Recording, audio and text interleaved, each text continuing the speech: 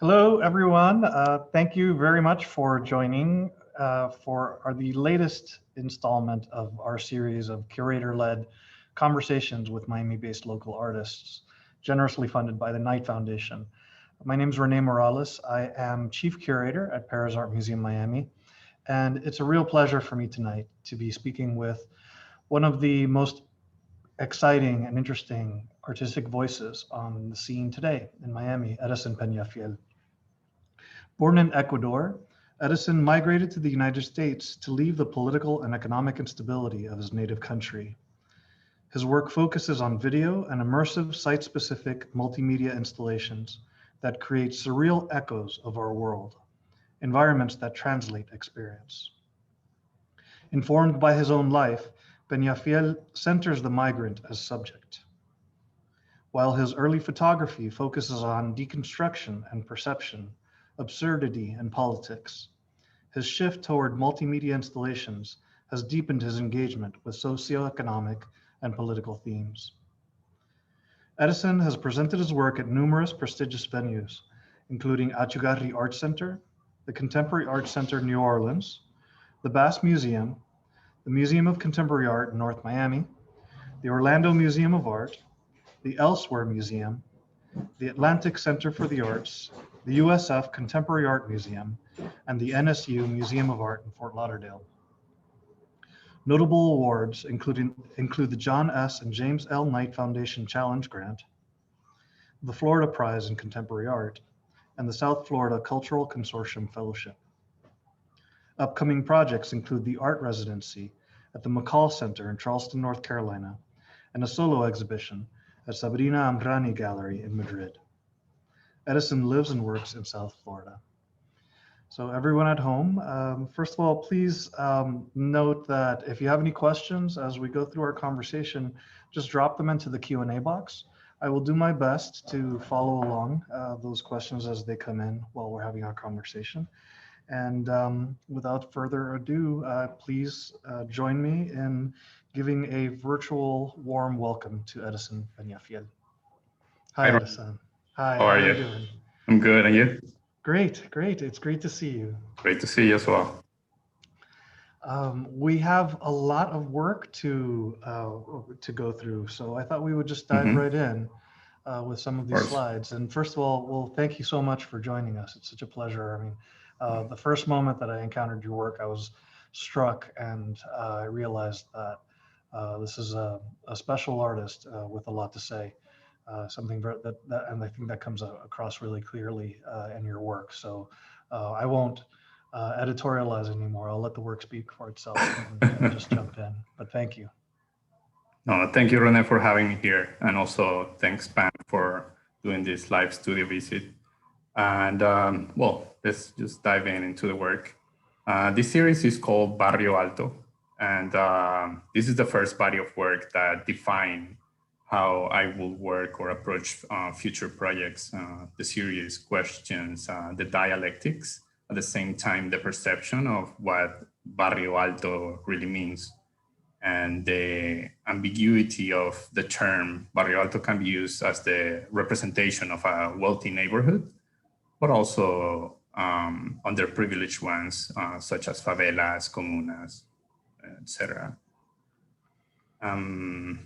The distorted cityscapes that you see in the images are exclusively designed for the photographs, and using found objects and pieces of metallic materials, also light design, and some other images on the next slide use digital projections in the background just to elongate the depth or the view of the cityscapes.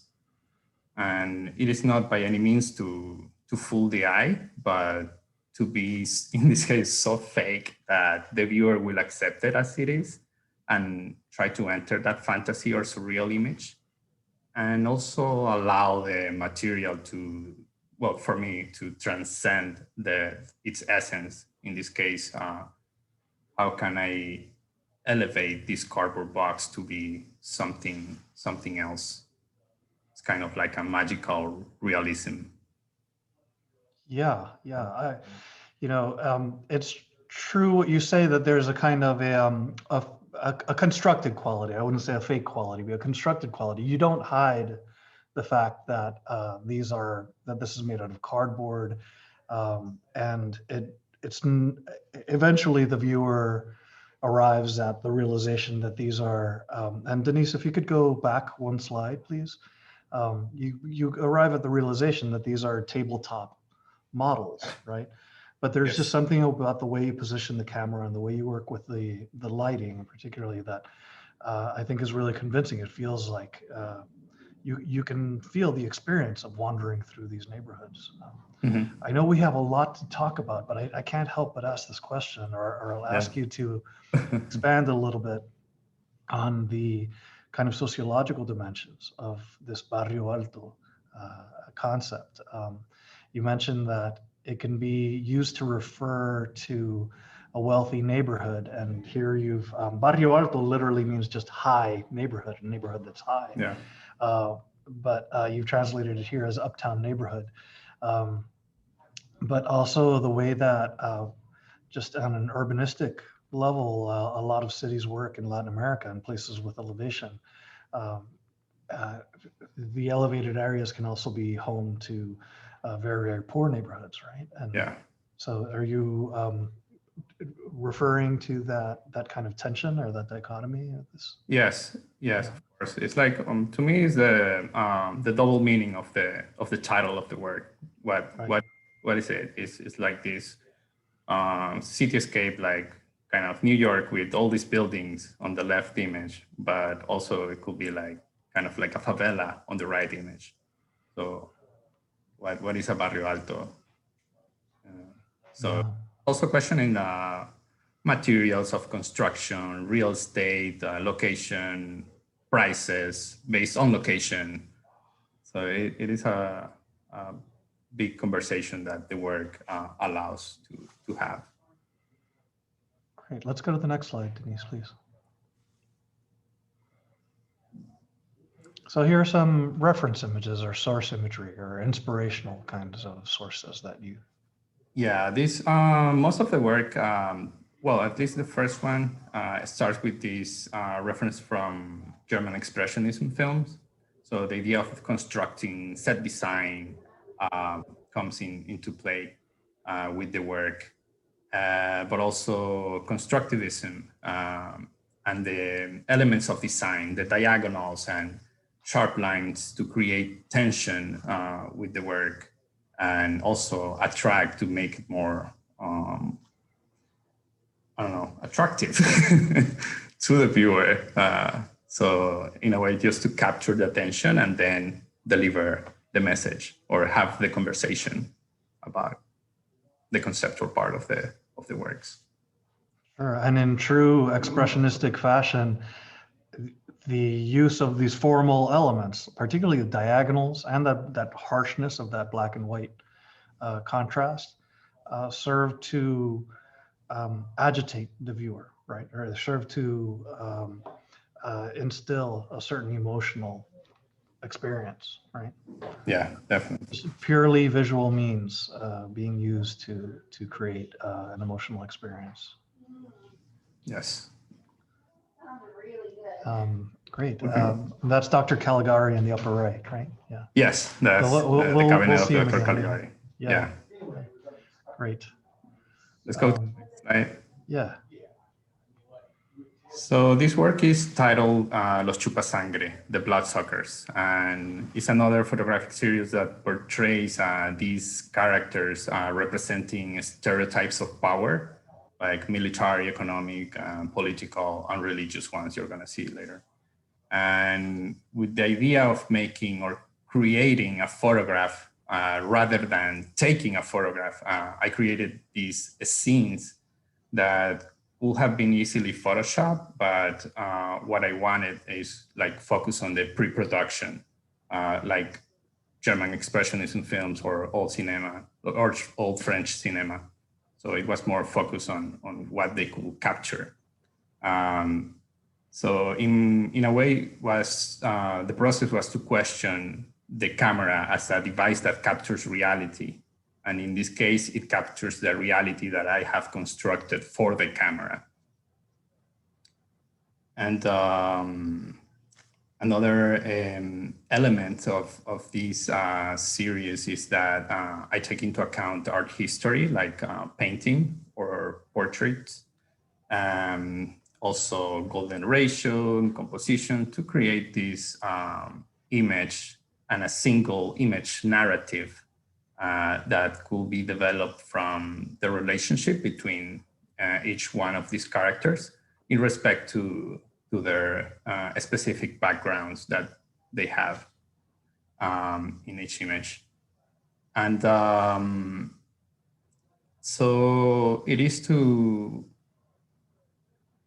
bring these characteristics of these characters. And in this case, well, you see this creature, kind of like a mosquito. And that's why, well, the chupasangre, so there is this parasitic quality that these stereotypes of power have. And so I present this idea, and then to create this narrative that I was talking about, each one of these specific characters was named with a name that has a double meaning in Spanish, just to give some context of their personality, but also the background. Can you give some examples of that? We'll try our best to not lose the wit of it in translation. Well, the easier one is the one on the right. That's Don Enrico, like Mr. Rich. Yeah. Don Enrico, yeah. Yeah, Don Enrico. So he's posing with his factory in the background, the factory worker. Yeah. Let's go to the next slide, and I think we have another set of typologies here, or typologies of power, as you said, or stereotypes of power. So with this body of work, it was the first time that I started using a mask to create the characters. And the first time I also started doing a specific and cohesive social political work with these prosthetic peaks that these characters have attached to the faces of each model. I referenced the parasitic qualities that, in this case, these mosquito people have. And this is the first time that you employed masks, right? Yes, the first time I photographed people as part of a body of work. That's something we'll return to, and actually in just a second. But what are some of the names here again? So the one in the center, that one is Sor Auxiliadora de la Plata. It kind of translates to facilitator of the money. And the background, the context of that image is like, there's a real story of this nun in Spain, I guess like half of in the 50s, 60s around the time, used to sell kits. So what you see in what she's holding is like a bundle of dollar bills. And so that's the context, and she's kind of repenting. She takes the big off, she's still holding to that money really strong. So it's really with the next series where, correct me if I'm wrong, but it's with the next series, the next project, where you really hit upon a look that you will continue to pursue in several other works up to this day, right? Yeah. Oh, well, first, yes, a few reference images of art historical images of power. Yeah, so those reference from art history, like classical portraiture, that I have used in my work. For example, the symbolisms of power and status, considering scale, composition, tones, colors, and the dimensions. So all of that was taken into consideration to produce the Chupas Sangres. Right. Maybe, yeah. Okay, so let's go to the next slide.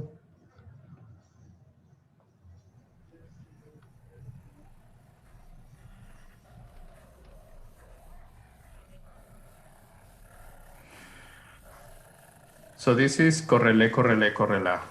And this work, I'm creating these animated scenes with actual videos of these nude characters wearing these paper mache masks that are originally from Ecuador, and animated charcoal drawings in the background.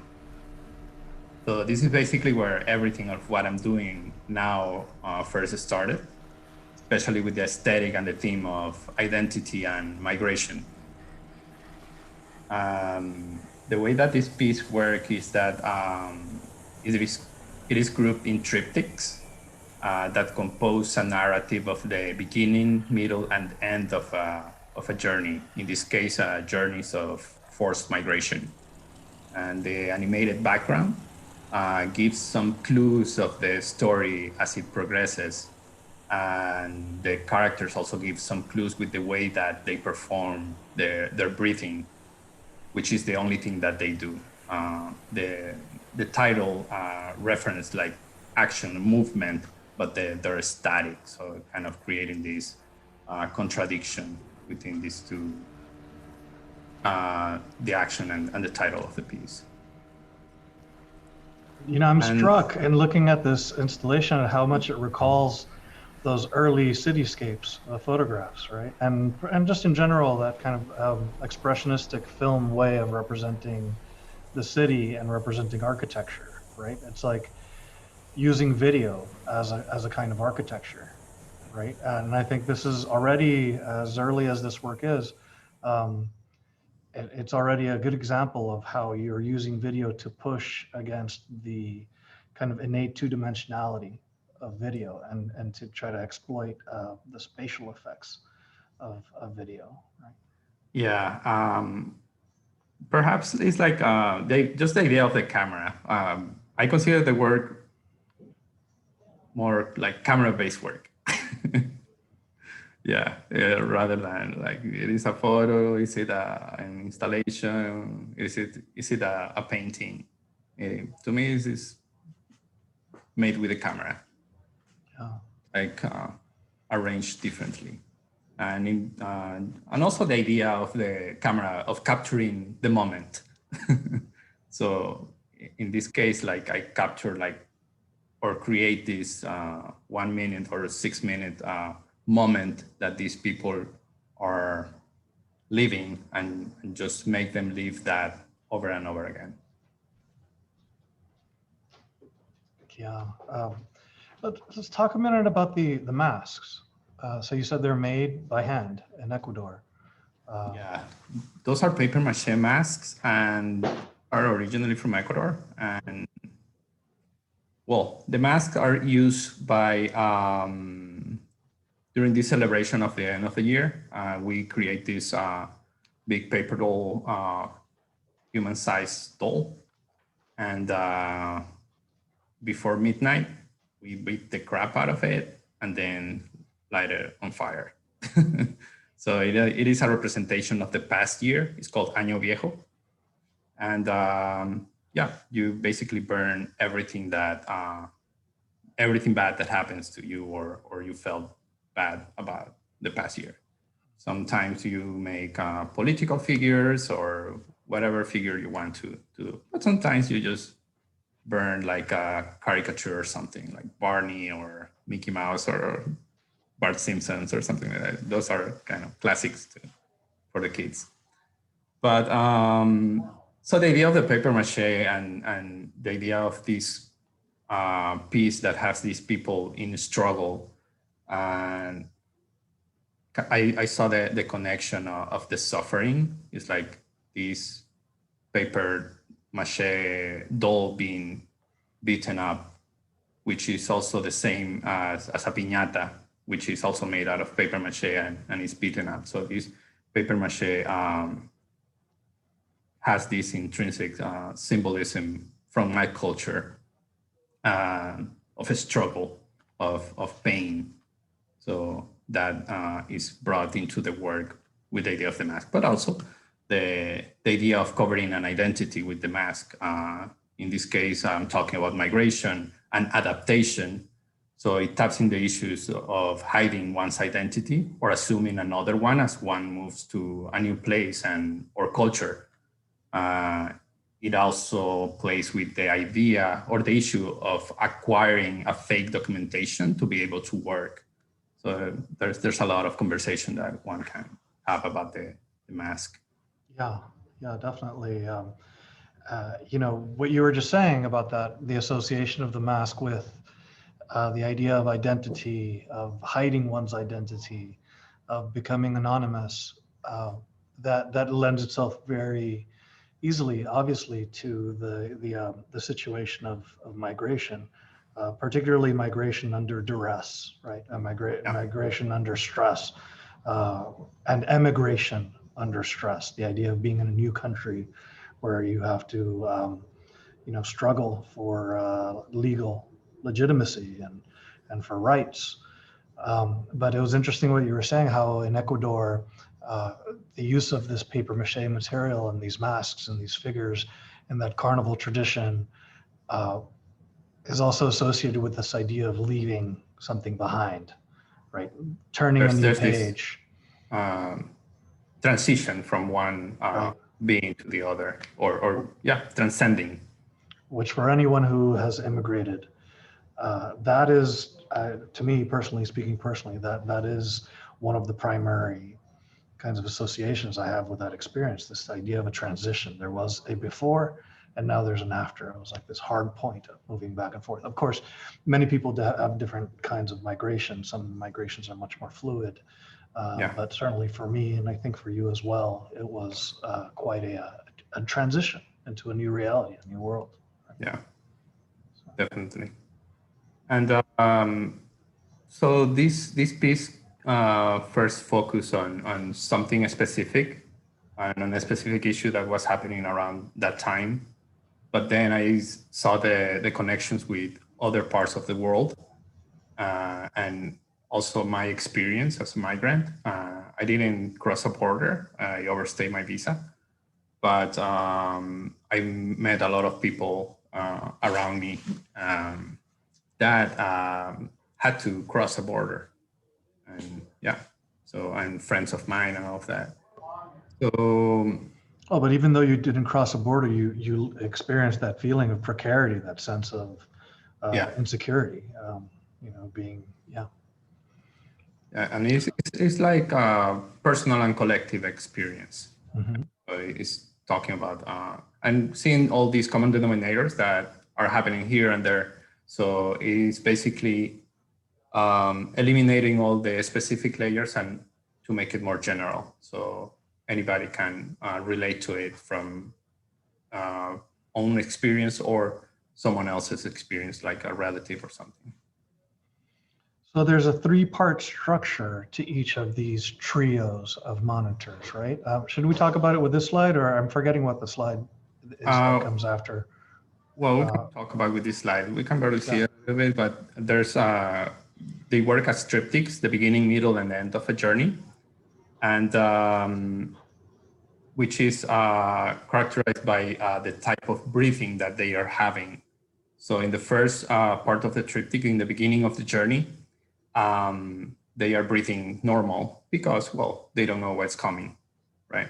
Or they're planning to go somewhere. It's just like dream or the need to go somewhere. But when they're in the middle of the journey and they don't know what's happening and the uncertainty, anxiety kicks in and they start breathing heavily, like super fast. And in the end, in the last part of the triptych, we have one or two characters depending on the story. So the viewer can make up a story or a narrative about that whichever specific group. And the type of breathing that these characters perform is more like a relief, like very subtle or heavy sometimes, but very elongated. And yeah, particularly this triptych that we see on the right there, we can see that the figure, I think it's a female figure, or no, it's not a female figure. They're both men, but the younger figure is missing. He's disappeared in the Yeah, panel so on the right. So Tua started the something journey. happened. Mm-hmm. So Tua started the journey. They're together in the middle of the journey, but only one makes it. Okay, let's go to the next slide, please. So this is Sempiterno. This work has a reference to time, and Sempiterno refers to something that has a beginning, an origin, but doesn't have an end. It's kind of like eternal, but eternal doesn't have a beginning. So the beginning, it's important in this work. So the characters presented in this multi-channel video are as random as possible and perform perpetual futile actions from constantly pressing an elevator button. We can go to the next slide to see the video. Yeah. To being seated on a chair waiting or manually spinning a fan or playing with a toy horse or going up and down steps. So all these actions are performed perpetually on a seamless video loop, like they're trapped in this situation.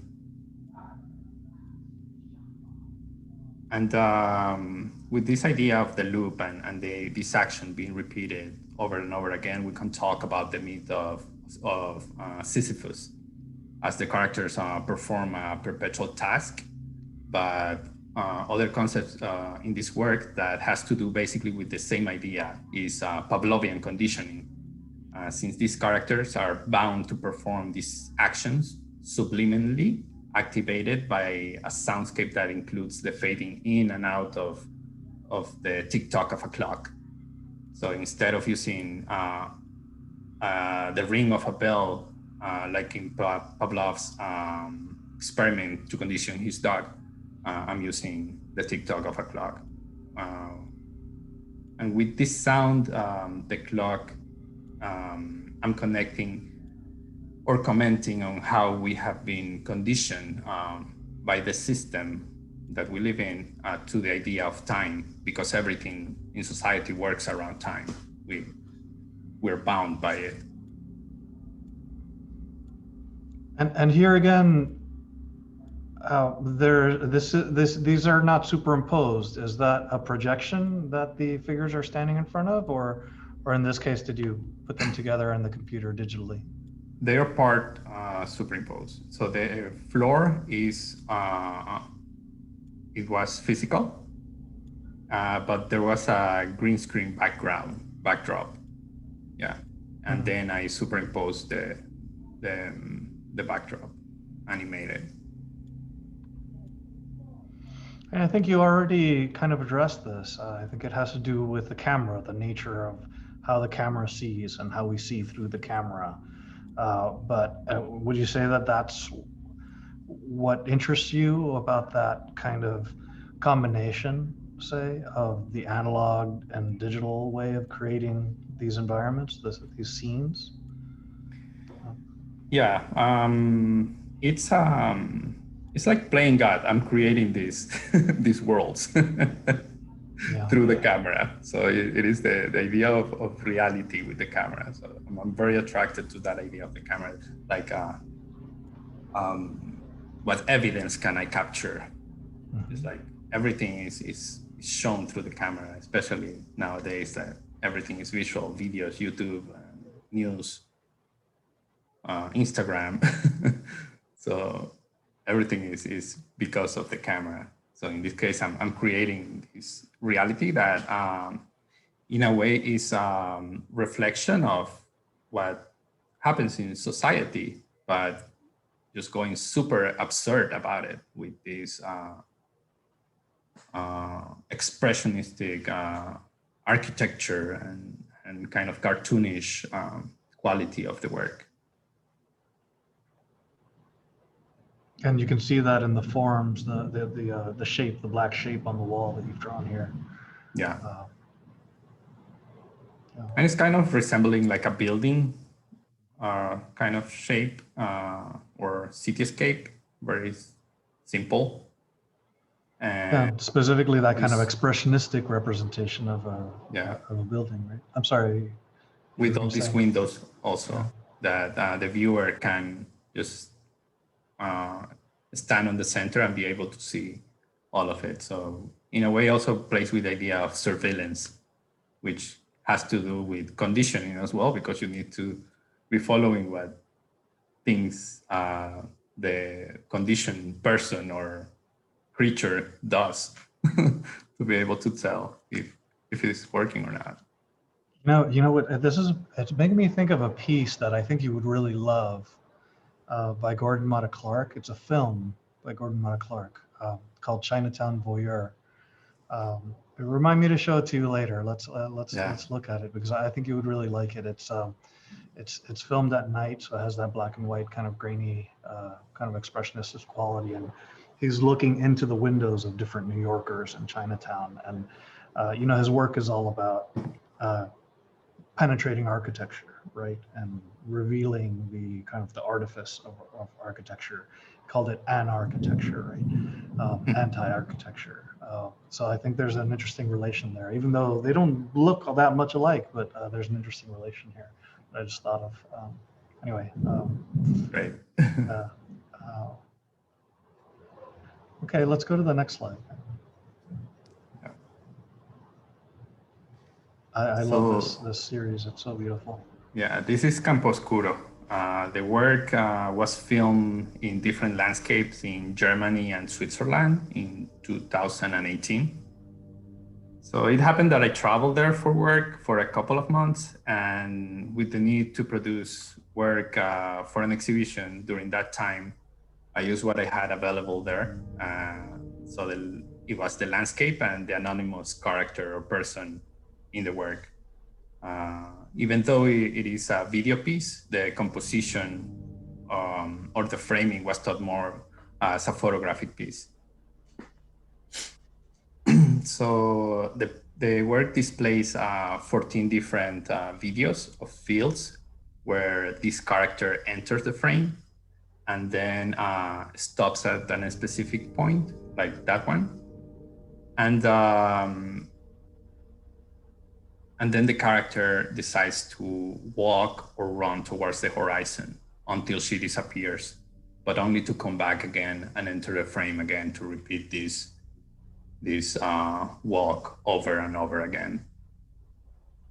And this perpetual loop is like a signature of the video work that I produce to talk about this idea of the repetition of history or the repetition of events and the limbo state, in this case, a migrant traversing a landscape, trapped in this situation because of border laws or, yeah, whatever situation.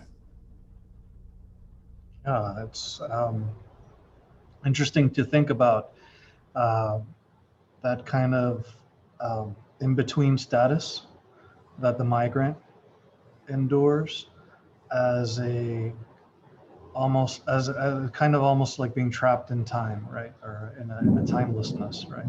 Mm-hmm. Yeah, and well, it kind of, well, it feels,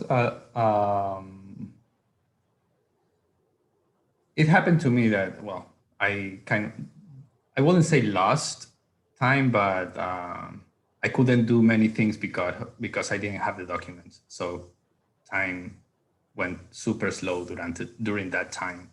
It was about 6 years until I got the proper documentation or fixed my documentation. Another aspect or important aspect in my work, this one and the other ones, is the concept of identity, as we mentioned before. Here, the character, and in other projects, they hide their faces intentionally, or by turning their back to the viewer, or by wearing a mask. And the purpose for it is to be able to assign an identity to this character, and be able to connect with them based on the viewer's own experience.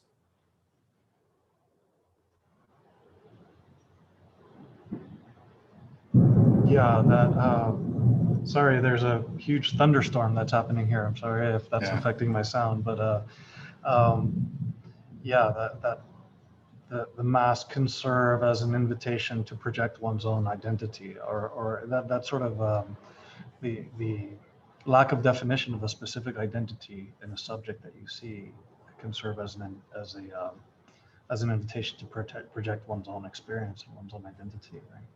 Mm-hmm.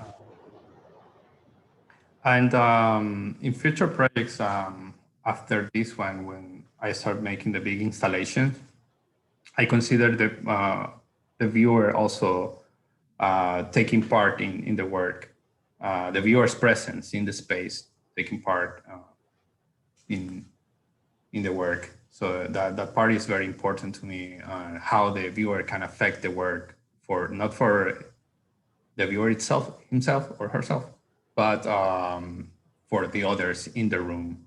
Like, for example, being in front of a projector and casting a shadow and being part of these other characters, or looking at these windows, how you saw this piece in Sempiterno. So there is this having the viewer as a relevant part of the work and how they can affect it, and what part they take in the work. So it's a way to connect them to the work. Our AV technician Denise Faxas lost power in her home, probably from the same storm here. So we lost our visuals. She says, bear with me, and hopefully she'll be back soon with some slides. Yeah, I think, you know, what you were saying makes me think back on an observation we were talking about earlier about how your work is, how you use the video projector as a way of exploring space and sort of, again, pushing against um, the, um, the two-dimensional limitations of video normally, um, and to really create space, create a kind of architecture with the video. And then what you were just saying about the viewer casting the shadow and the viewer kind of being part of the installation, um, I think goes with that idea of complicating the space of video. And that's, you know, in that case where the viewer is doing it with his or her own body, but in other works, which hopefully we'll be able to see soon, you actually use objects and combine sculptural installations with video. Yeah. Yeah, that part is very well, became very important, but it was basically just digging on the past work and bringing those elements of the production of that work. It's like, for example, in Barrio Alto, just the fact of making this cityscape out of boxes, cardboard boxes, and just to be photographed. So from 3D, transforming it into 2D, and basically with installation, I go with the same idea but in reverse. So, and also the interaction between the 2D and the 3D, and this kind of magical interaction between the two worlds, the flat image on the wall or the screen, and these sculptural objects in the space, how they pull them or they are blocked by it. So it's I'm very aware of how that works and how that affects the viewer in their perception, and also just bringing the conversation what is real and what is not, right? And in this case, I'm presenting images of people walking in a animated landscape, which is like super fake or surreal, but it is a real situation. It is, we have a lot of people around the world escaping different lands for many different reasons. And so how can I make this, how can I make the viewer really notice what is happening? Because it's like with other camera based images, we are just like, for example, looking at Instagram or Facebook or the news, we just scroll down. We don't look at it anymore. We're desensitized by that. And in this case, so if you show the real to the people and people don't pay attention, okay, I'm gonna go super ironic and surreal and show it to the people to see if they pay attention, and they have paid attention. And that's. Listen, I found a slightly earlier version of our PowerPoint, of your PowerPoint here, so I'm gonna just do that. Denise is back. Oh, she's back. Okay, Yeah. so then maybe Denise, are you able to? If you're able to share, then I'll stop sharing. Awesome. Okay, great. Sorry, folks. I blame our tropical thunderstorm here. And actually, my lights are starting to flicker a little bit. My God. So cross our fingers. Okay, Denise, if you could go forward a little bit, please. Great. Okay. Yeah. Yes. So this is what I was referring to: the use of objects to further complicate that kind of spatial experience. Yeah, and this work was, this is ni aquí ni allá, neither here nor there. And this was produced during an art residency in, at the Elsewhere Museum. And most of the pieces from this point on has been done during art residencies.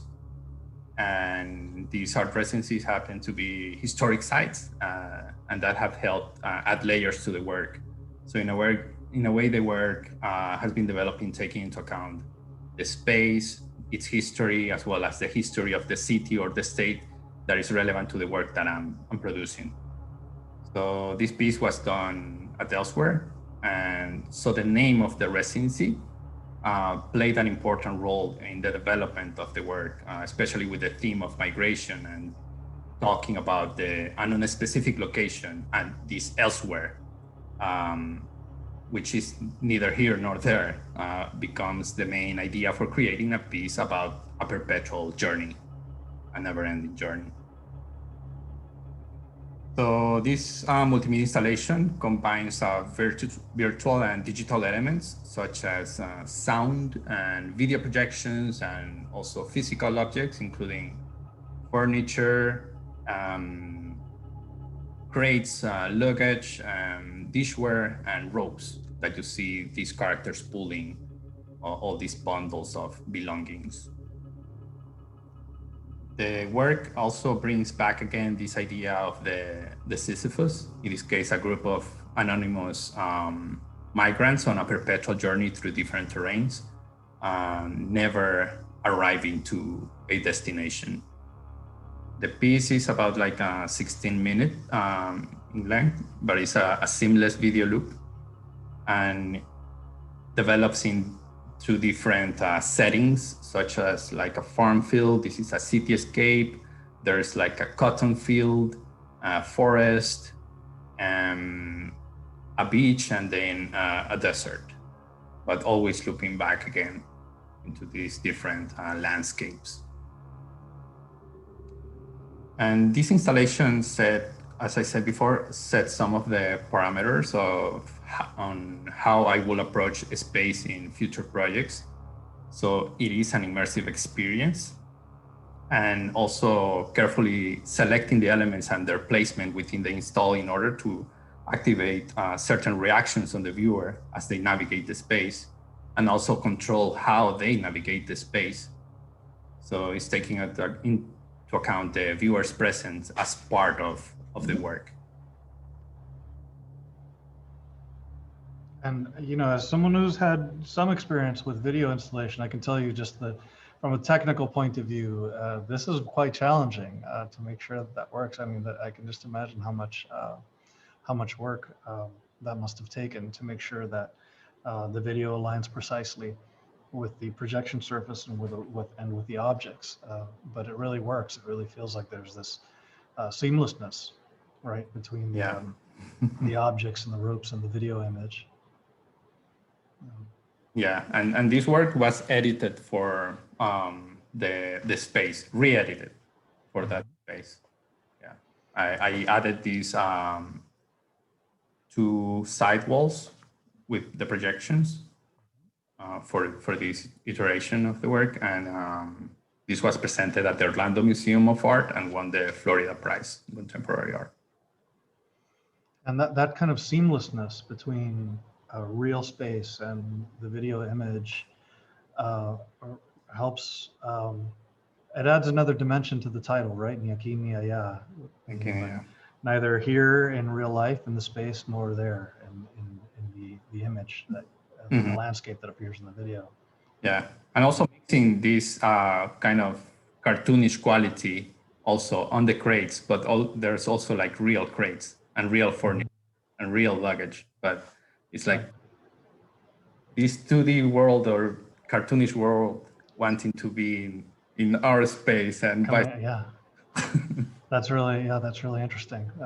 It's not just about the real world going into the video; it's vice versa. Yeah. And also, there's the scale. I think is really striking. I'm not sure, you know, if we really want to, how much you might want to go into that, but in most of your installations, these figures really tower over the viewer, right? It's creating the idea of the other. So just the fact that they're black and white they don't belong to our reality. So then the scale, so they're larger than life size. It brings these are not us, it's them, it's the otherness, and these belong to another world, like a very distorted world. So creating that separation, but bringing the viewer into this world that they can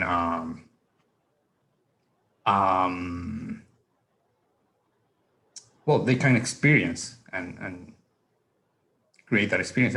And I have had this conversation about like these experiences that I create with the installation. So the idea is to learn about through experience, because we learn better that way rather than just having something explained to you verbally. Yeah. So yeah. Right. Okay. Let's go to the next project. Oh yeah, landscape. Landscape. This was also created during an art residency in Corsicana, Texas. And this is a multimedia installation piece composed of multiple digital projections on chiffon fabric, sound, and a fence of text and barbed wire. One of the main activators for the development of this work was the state of Texas, which is one of the states with the most migrant detention centers in the US. And it is a border state. So to me, it was needed to continue the subject of humans traversing landscapes and in the act of escaping. Also, the historic building, which was constructed and used by the International Order of Odd Fellows about a century ago, also contributed to the different layers of the work. So I decided to take some of the historic practices and reference to apply it into my work. The Odd Fellows will perform reenactments of Old Testament stories. So I decided to go with this biblical reference to Exodus, as it is tied directly to mass movement of people. And the studio where I was in, which was the whole third floor of the building, there was a small projection room with an opening on the wall. And the Oddfellows will use a magic lantern to project images and symbols during their meeting as a teaching device. So my response to that was to approach the same idea, but in a contemporary way with digital projectors. And the third element are the rituals of initiation that the Odd Fellows will perform in the space. So I took the idea of the ritual, which is a series of repeated steps that need to be followed in order to complete a ceremony, right? So my approach to this was to perform all the characters myself as a ritualistic journey. So there's about 60 different characters that traverse 4 different landscapes. And these landscapes evolve as the characters progress in their journey. It starts like with something like this, with a grass field, and then a cotton field, then a desertic terrain, and like a seascape, looping back again into a perpetual cycle.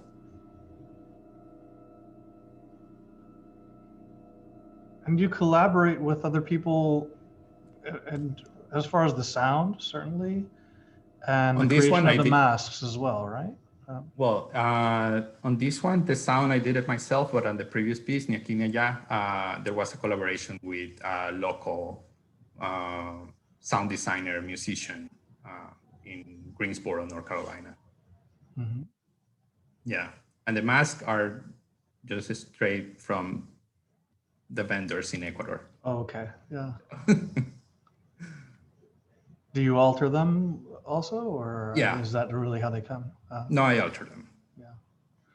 Okay, let's go to the next slide. I'd love to keep unpacking this work, but we have, we lost a little bit of time there when we lost Denise. But Denise, next. Let's talk about this project. So that you translated that piece into the public realm with this one, right? This is in collaboration with the BAS, right? Yeah, for their Walgreen window space. And so it was really a challenge because for the past 5 years, I have been working on video only. So the challenge that I put on myself was to create a piece that referenced movement, direction, also reference to the local terrain, combined with the concepts that I have been working on, which is migration. So the limitation of video for public spaces is ginormous, especially for like a very sunny space like this one. But the core of my production, which is the camera, as I mentioned before, is always there. So in this case, I decided to print out these characters and we paste them on this solid color wall and construct a fence of barbed wire in front of them to create the similar idea as the previous work. And yes, and right, exactly. This is at Achugarri Art Space here in Miami, one of the great new galleries here in town, where again it evolved again when you translated back into the art space, right? Yeah, so I already came with that idea from Texas during the residency. So the image on the left was the first one in my compositions, digital sketches. And so I projected some of those images there in Texas to see how they will work and just put that project in the back burner. And I applied to the Nice Art Challenge, got awarded the money for the production and produced this series of paintings. These are acrylic wall paint on canvas and prints on archival cotton paper, which are wet pasted on the surface of the canvas. The work was presented as an installation or intervention with a fence of barbed wire in front of the paintings. Similarly to the previous Walgreen windows piece. And the colors were used to create a minimalistic representation of landscapes. In this case, we have a desert. The second one is called dunes, and the third one is called city. And most of the work has been produced based on the space where it's going to be presented. So once I secured the space to present this work, I started the production. So this is a site-specific produced work, an installation. Considering the size of the walls, considering direction where these characters will be walking towards, and also the barbed wire fence to create a sense of separation between the viewer and the characters again. And also on the next image, like the last one, I think, there's this exit sign that basically helped me decide where these characters will be facing towards. Like that's their exit. And you got really sculptural with these elements, right? That's did you pour that concrete yourself? Is that yes? Yeah. Had you done that before, or was this really the first time you experimented with handmade 3D? Yeah. First time. Great, Edison. Well, thank you so much. Let me ask. So you recently had Campos Kuro, I believe, on view at David Castillo Gallery. Is that right? Is that still on view, or has that? No, that's not on view right now. We are showing a Mina Group exhibition in Madrid called Boom Boom Valle, Under Pressure. And I have 3 paintings from this. I just got it. It's like the song, Boom Boom Valle. Yeah. Sorry, I'm sorry. Yes. And what else? And there's a digital kind of room for Arco that is the feria in Madrid. Right now it's digital, but I think it's going to be presented during the summer, which are a series of photographs that I recently started working on. Fantastic. Well, congratulations, Eddie. This has been a real pleasure, and I've really appreciated getting to know your work better in this conversation and in our earlier conversations. And I look forward to when we can hang out IRL, which I think is soon. We see the light at the end of the tunnel with this whole thing. And well, congratulations on your very strong work, and thank you again for joining us. Thank you so much, René, for having me here tonight. Take care. Good night. You too. Good night, everyone. Thank you.